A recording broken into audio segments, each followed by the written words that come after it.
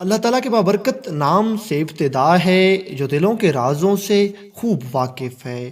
السلام علیکم دوستو، welcome on S G A stories. دوستو، آج کا یہ واقعہ حضرت علی رضی اللہ تعالیٰ عنہ کا انتہائی ایمان افروز اور خوبصورت واقعہ ہے، جسے سن کر انشاءاللہ ہم سب لوگوں کا ایمان ضرور تازہ ہوگا۔ دوستو، بیان کیا جاتا ہے کہ ایک مرتبہ چند یہودی علماء امیر المؤمنین جناب حضرت علی رضی اللہ تعالیٰ عنہ کی پاک خدمت میں حاضر ہوئے اور یہودی علماء عرض کرنے لگے، یا علی، آپ نبی کریم صلی اللہ علیہ وآلہ وسلم کے خلیفہ ہیں، اور نبی کریم صلی اللہ علیہ وآلہ وسلم نے آپ کو علم کے شہر کا دروازہ بنایا ہے۔ حضرت علی رضی اللہ تعالیٰ عنہ فرمانے لگے، بے شک ایسا ہی ہے۔ اللہ تعالیٰ کے فضل و کرم اور اللہ تعالیٰ کی رحمت سے نبی کریم صلی اللہ علیہ وآلہ وسلم نے مجھے علم کے شہر کا دروازہ بنایا ہے۔ تمہارا اگر کوئی بھی سوال ہے تو تم پوچھ سکتے ہو۔ یہ یہودی علماء کہنے لگے، یا علی، ہم 3 لوگ ہیں، ہمارے 3 سوال ہیں۔ اگر آپ نے ہمارے تینوں سوالوں کا جواب بالکل ٹھیک ٹھیک دے دیا تو ہم کلمہ پڑھ کر مسلمان ہو جائیں گے اور آپ کے مذہب اسلام کو دل سے قبول کر لیں گے۔ حضرت علی رضی اللہ تعالیٰ عنہ فرمانے لگے، تم اپنے اپنے سوال پوچھو، میں جواب دینے کے لیے تیار ہوں۔ یہ 3 یہودی علماء حضرت علی رضی اللہ تعالیٰ عنہ کے پاس آئے تھے۔ ان میں سے پہلا بول کر کہنے لگا، حضور، ذرا مجھے اس سوال کا جواب دیں کہ گھوڑا جب ہنہناتا ہے تو یہ اپنی زبان میں کیا کہتا ہے؟ یعنی گھوڑا ہنہناتے وقت کیا کہہ رہا ہوتا ہے؟ حضرت علی رضی اللہ تعالیٰ عنہ فرمانے لگے کہ جب مومنین کافروں سے جہاد کے لیے میدان جنگ میں آتے ہیں تو یہ گھوڑا ہنہنا کر کہتا ہے، اے رب العالمین، اے جہانوں کے پالنے والے، اپنے مومن بندوں کو کافروں پر نصرت اور فتح عطا فرما۔ اب ان میں سے دوسرا یہودی حضرت علی رضی اللہ تعالیٰ عنہ سے پوچھنے لگا، حضور، میرا سوال یہ ہے کہ یہ مینڈک ٹر ٹر کرتے وقت کیا کہہ رہا ہوتا ہے؟ یعنی مینڈک جو پانی میں رہتا ہے اپنی آواز میں، اپنی زبان میں کیا کہتا ہے؟ حضرت علی رضی اللہ تعالیٰ عنہ فرمانے لگے کہ سن لو، مینڈک سمندر میں رہ کر اپنی آواز میں یہ کہتا ہے، پاک ہے وہ مقدس ذات جس کی تسبیح سمندر میں بھی ہوتی ہے، اور وہ ذات تمام عیبوں سے پاک ہے۔ اب تیسرا یہودی عرض کرنے لگا، حضور، میرے 2 ساتھیوں نے آپ کے جواب سن کر اور اس طرح کے کامل جوابات سن کر آپ کا مذہب اسلام قبول کر لیا ہے۔ اب میرا آپ سے ایک سوال ہے، اگر آپ میرے سوال کا پوری طرح سے ٹھیک جواب دیں گے تو میں بھی اپنے ساتھیوں کی طرح مذہب اسلام قبول کر لوں گا اور آپ کے دین کا کلمہ پڑھ لوں گا۔ حضرت علی رضی اللہ تعالیٰ عنہ فرمانے لگے، پوچھو، تم بھی اپنا سوال پوچھ لو۔ یہ شخص کہنے لگا، حضور، میرا سوال یہ ہے، وہ کون لوگ ہیں جن کو اللہ تعالیٰ نے 309 سالوں تک مردہ رکھا اور پھر زندہ کر دیا؟ وہ کون لوگ تھے جن کو اللہ تعالیٰ نے ایک بار مارا تھا اور پھر اسی دنیا میں زندہ کر دیا اور پھر ان کو موت دی تھی، یعنی ان کو 2 بار موت آئی تھی؟ ذرا ان کا قصہ مختصر بیان فرما دیجئے۔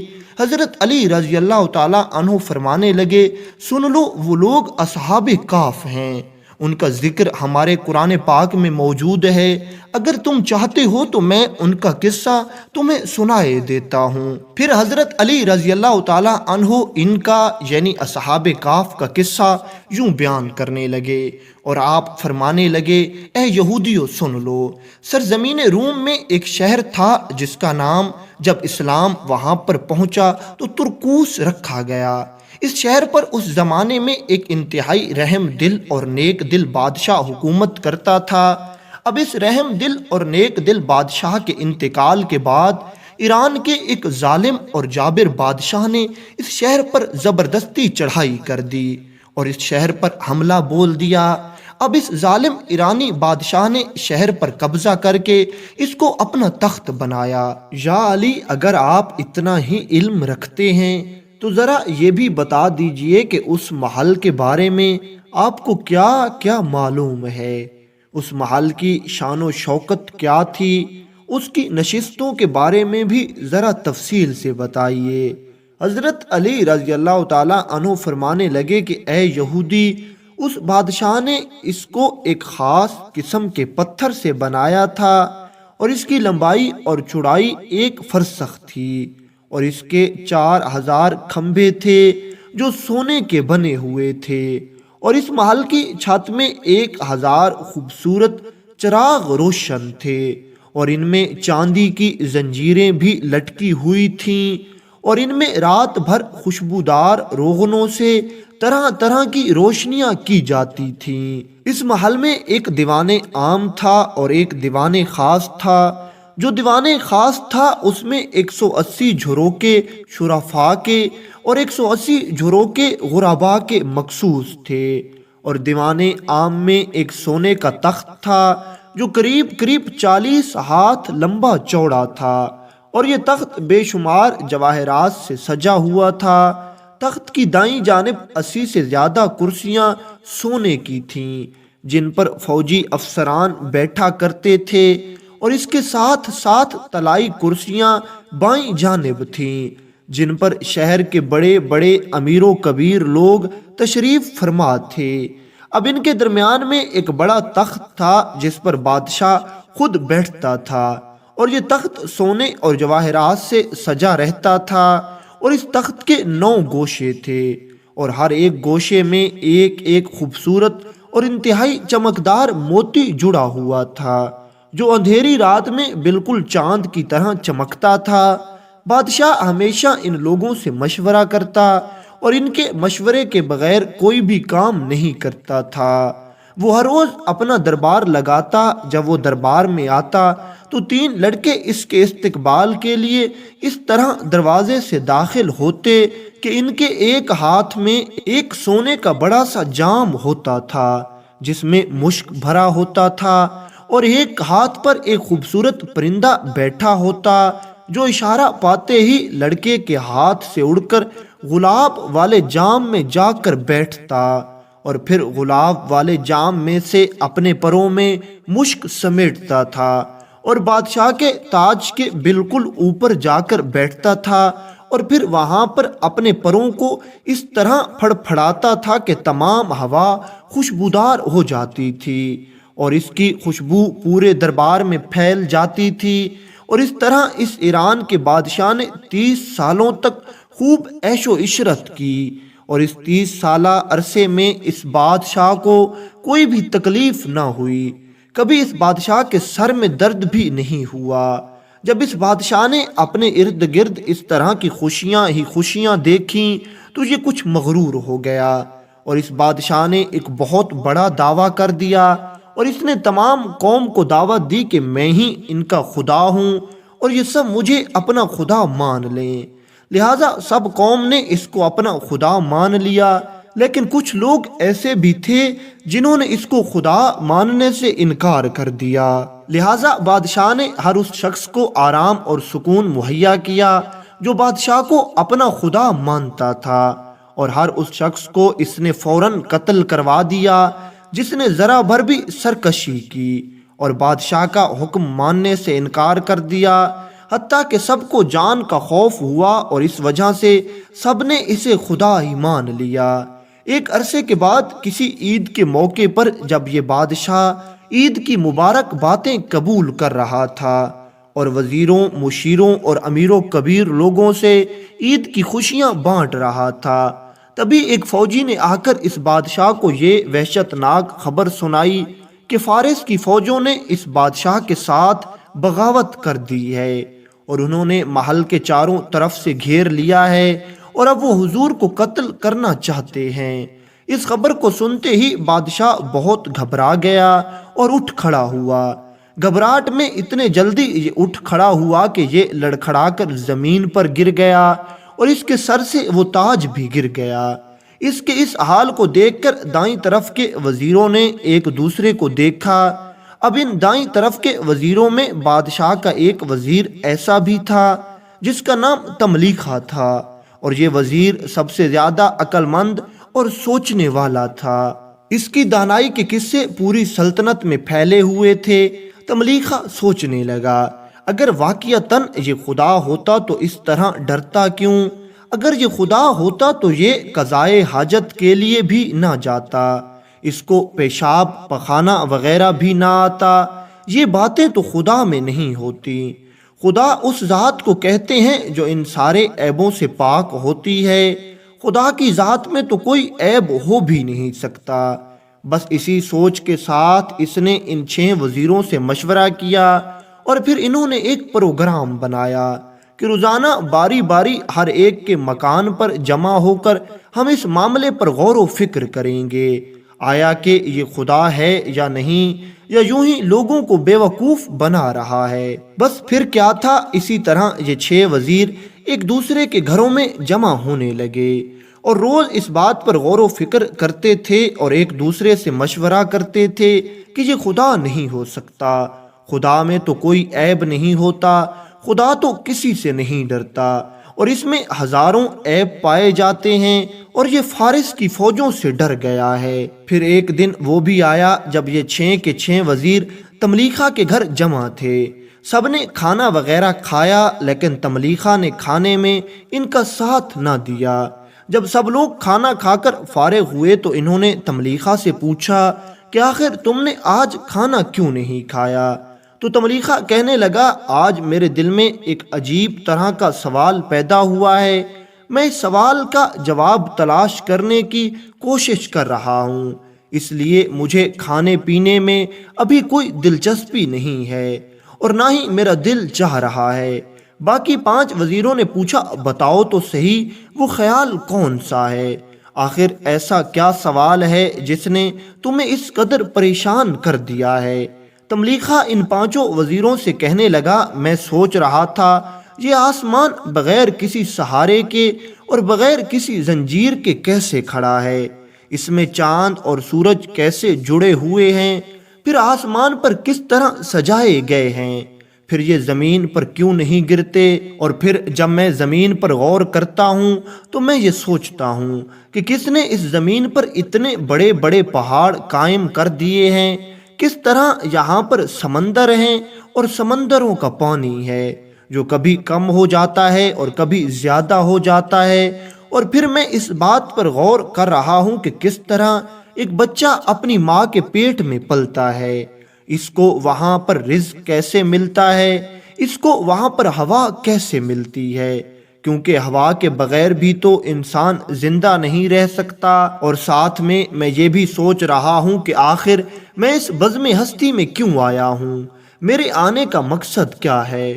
پھر یہ تملیخہ کہنے لگا، مجھے لگتا ہے یقیناً کوئی ایسی ذات، کوئی ایسی ہستی موجود ہے جو ان سب مشکل سے مشکل ترین کاموں کو بھی اتنا آسان بنا رہی ہے۔ تملیخہ کی یہ ساری تقریر سن کر 5 وزیر دم بخود رہ گئے اور یہ سارے اٹھ کر تملیخہ کے ہاتھ چومنے لگے اور تملیخہ سے کہنے لگے، تملیخہ آج تم نے وہ بات کی ہے جو عرصے سے ہمارے دماغوں میں بیٹھی ہوئی تھی لیکن ہم نے کسی سے کہی نہیں تھی۔ اب ان سب نے مشورہ کیا کہ اب ہمیں کیا کرنا چاہیے۔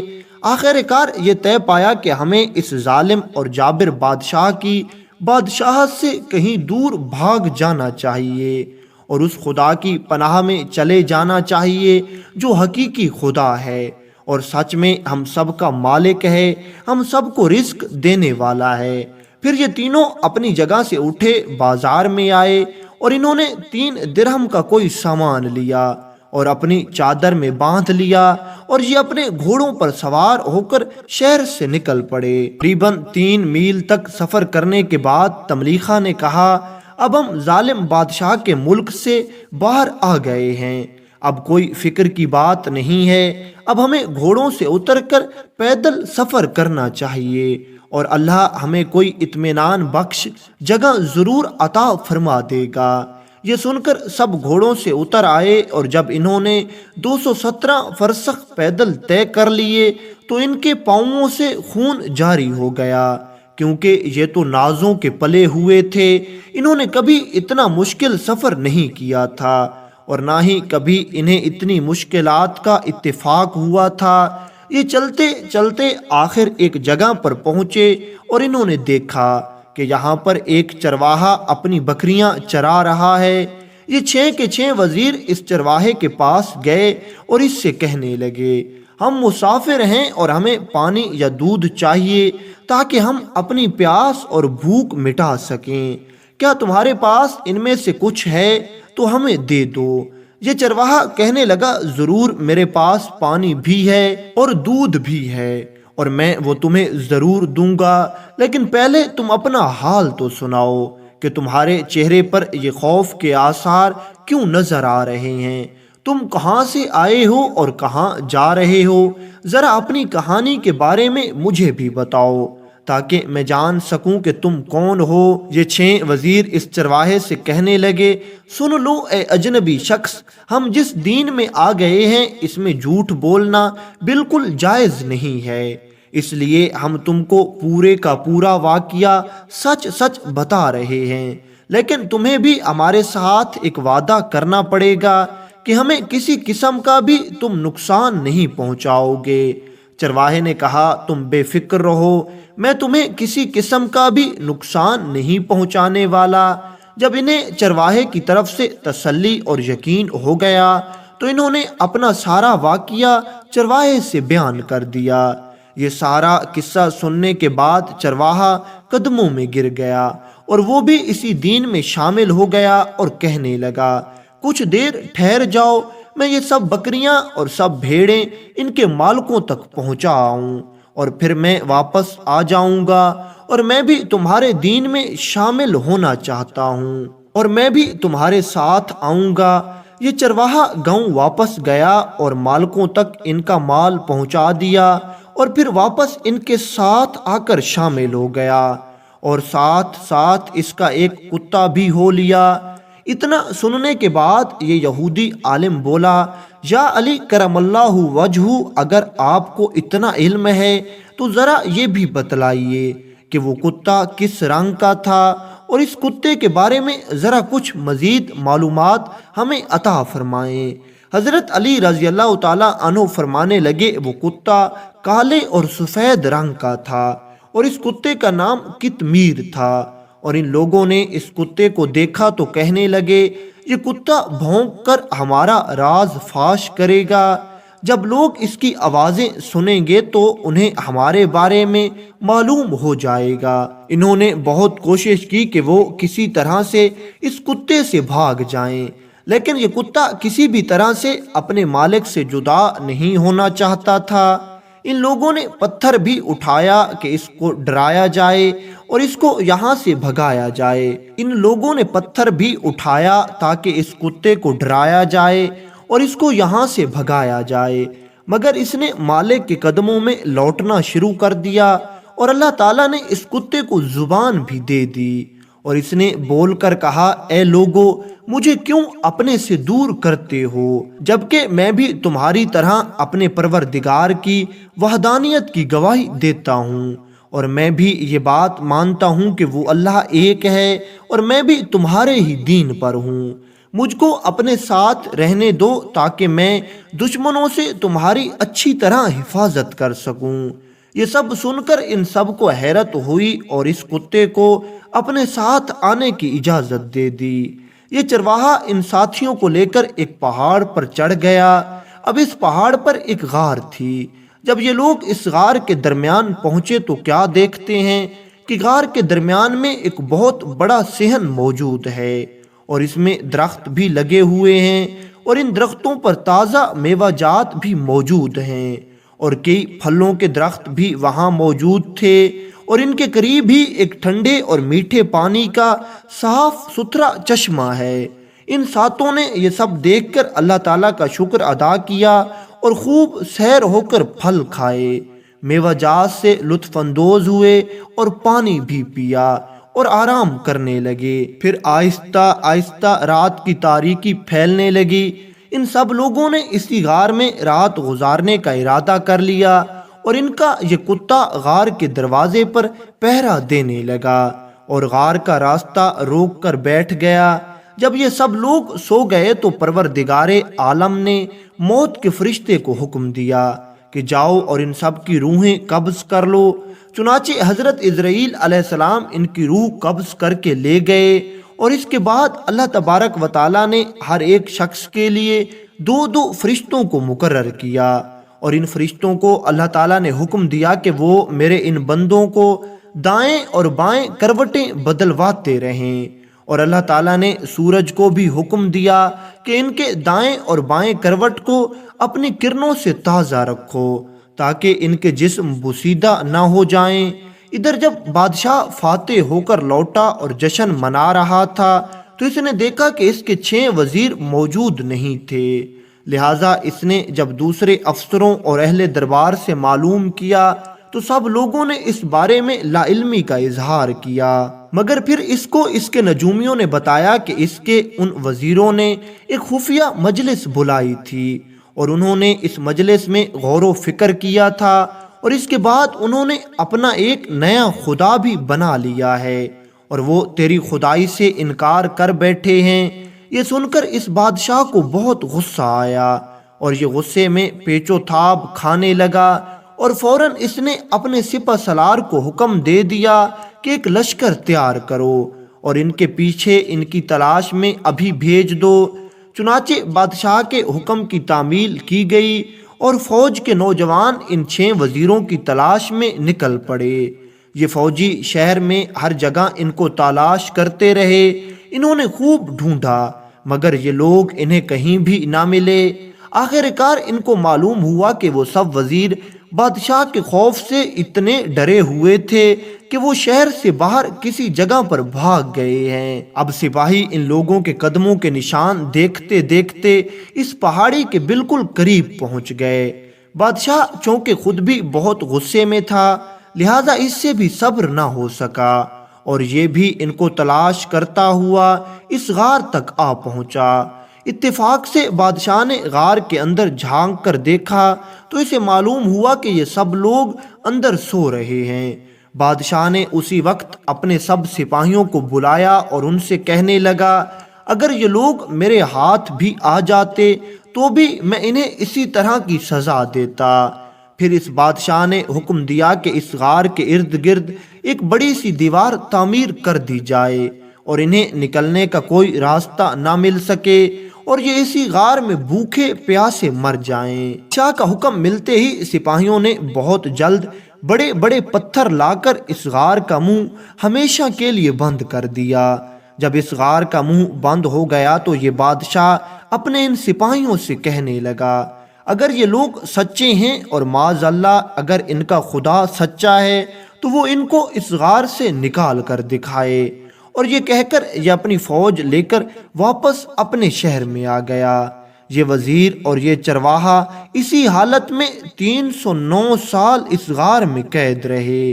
309 سالوں کے بعد خداوند کریم نے اپنے فرشتوں کو حکم دیا اور ان لوگوں میں دوبارہ روح پھونک دی گئی، اور یہ اللہ تعالیٰ کے حکم سے ایک بار پھر زندہ ہو گئے، اور یہ لوگ آنکھیں ملتے ہوئے اللہ تعالیٰ کے حکم سے اٹھ کر بیٹھ گئے اور ایک دوسرے سے کہنے لگے، آج رات کو ہم اتنی گہری نیند سو گئے کہ ہم نے اللہ تعالیٰ کی عبادت بھی نہ کی۔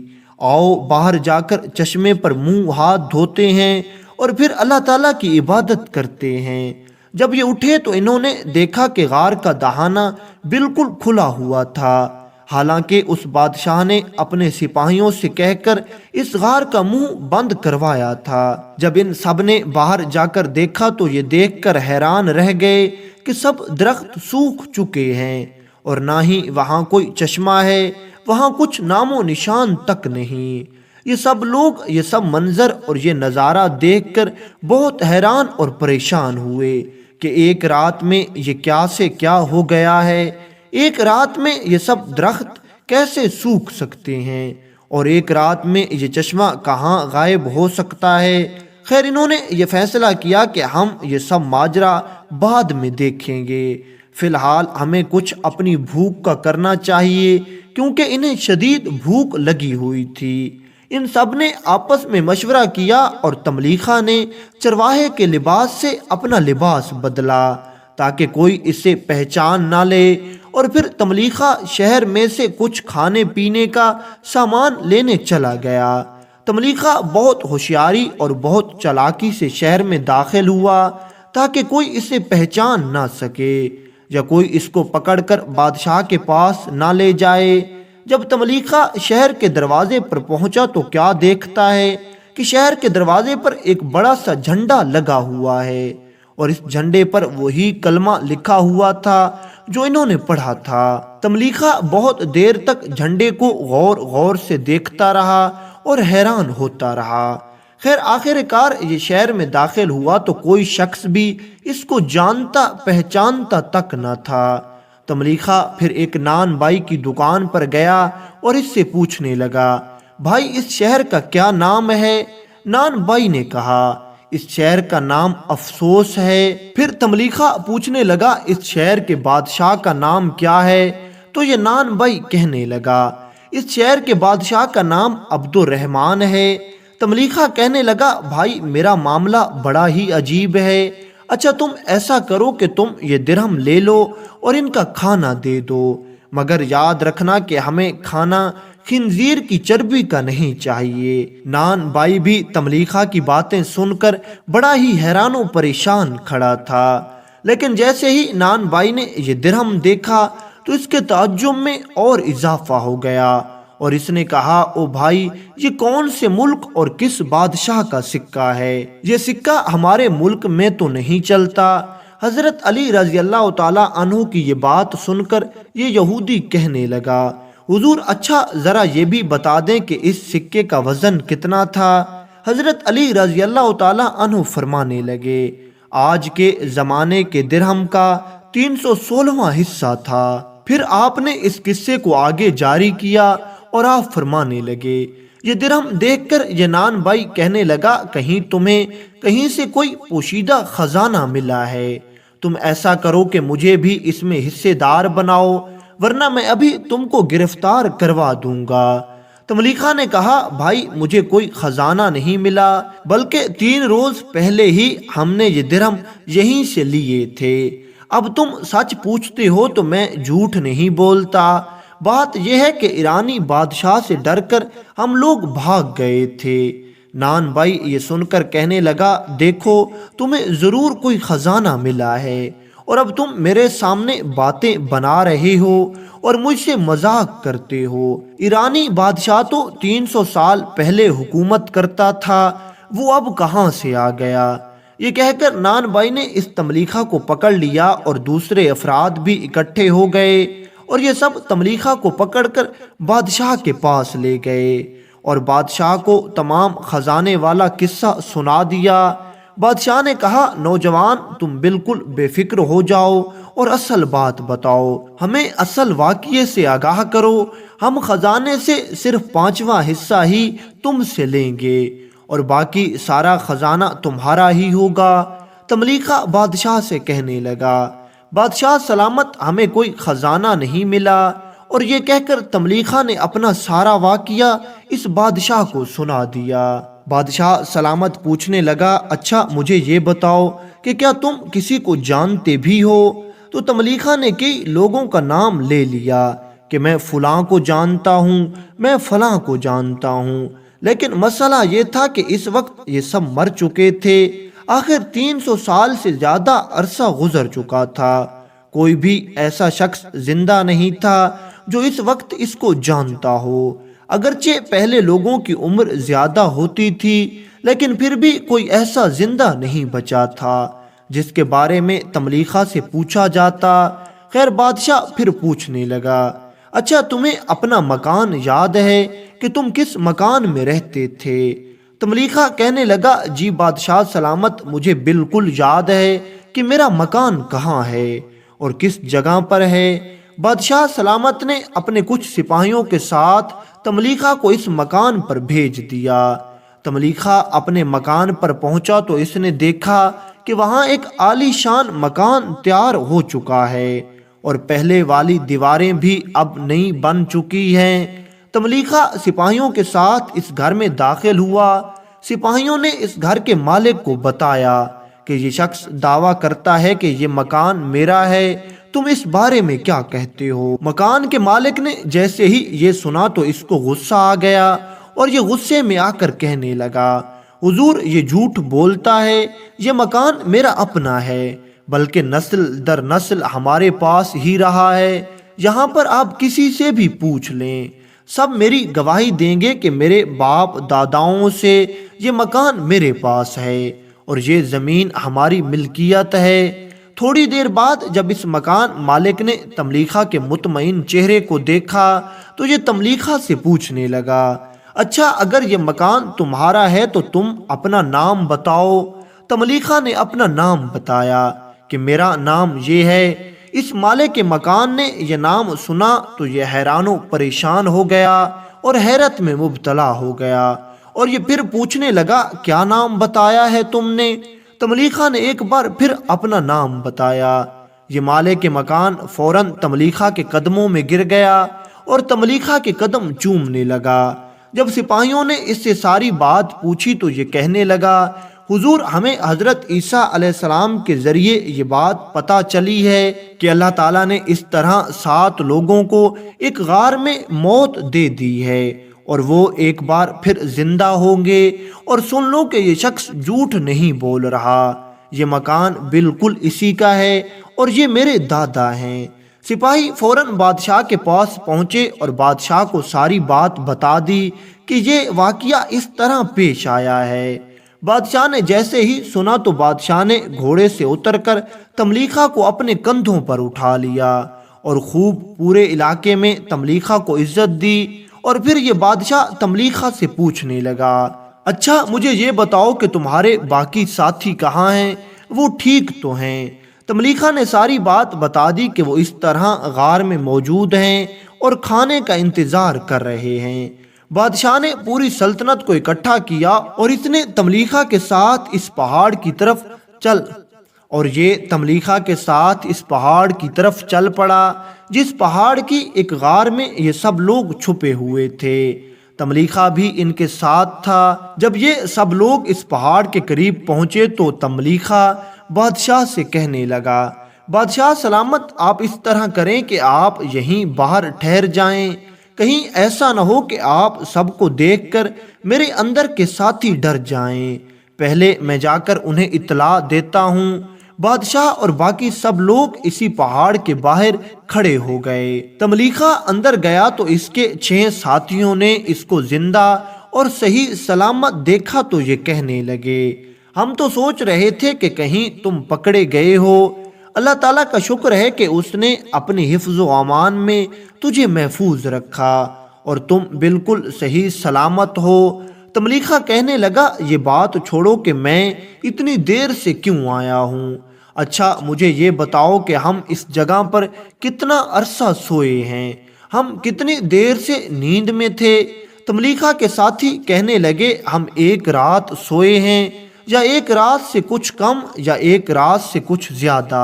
تملیخہ کہنے لگا، نہیں بلکہ یہ اللہ کی قدرت ہے کہ ہم یہاں 309 سالوں تک سوتے رہے ہیں۔ اور پھر تملیخہ نے اس طرح اپنی ساری کہانی جو اس کے ساتھ شہر میں ہوا تھا وہ اپنے 6 ساتھیوں کو بتا دی، اور پھر یہ بھی بتایا کہ اب بادشاہ کے ساتھ پوری سلطنت ہمیں باہر لینے آئی ہوئی ہے۔ تملیخہ کے یہ ساتھی کہنے لگے، اب ہمیں ان لوگوں کے سامنے نہیں جانا چاہیے، اور ان سب نے اللہ تعالیٰ سے دعا کی کہ یا اللہ تو ہماری دعا قبول فرما لے، تجھے تیرے ان عجائبات کا واسطہ ہے جو ہمارے ساتھ پیش آئے ہیں، تو ہماری روح قبض کر لے اور ہمیں اب ان لوگوں کے سامنے واپس نہ جانا پڑے۔ اللہ تعالیٰ کی قدرت کاملہ دیکھیے کہ ایک بار پھر سے ان 7 کو موت آ گئی، اور اللہ تعالیٰ کی قدرت سے اس غار کا دروازہ ایک بار پھر سے بند ہو گیا اور ہمیشہ ہمیشہ کے لیے بند ہو گیا۔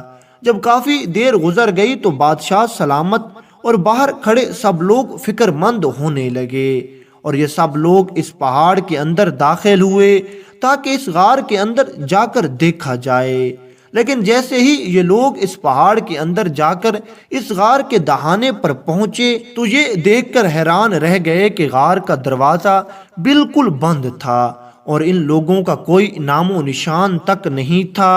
انہوں نے کافی دیر انہیں تلاش کرنے کی کوشش کی، لیکن آخر کار یہ اس نتیجے پر پہنچے کہ وہ نیک روحیں اپنے مالک کے حقیقی سے ملنے چلی گئی ہیں۔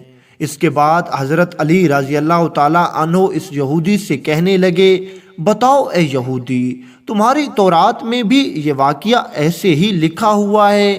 یہودی کہنے لگا، حضور آپ ابھی تک مجھے یہودی کہہ رہے ہیں، لیکن میں تو کب کا آپ کے علم سے متاثر ہو کر آپ کے رسول اور آپ کے اللہ پر ایمان لا چکا ہوں۔ میں بھی اپنے باقی دو ساتھیوں کی طرح آپ کے مذہب کا کلمہ پڑھ کر دل اور زبان سے مذہب اسلام قبول کرتا ہوں۔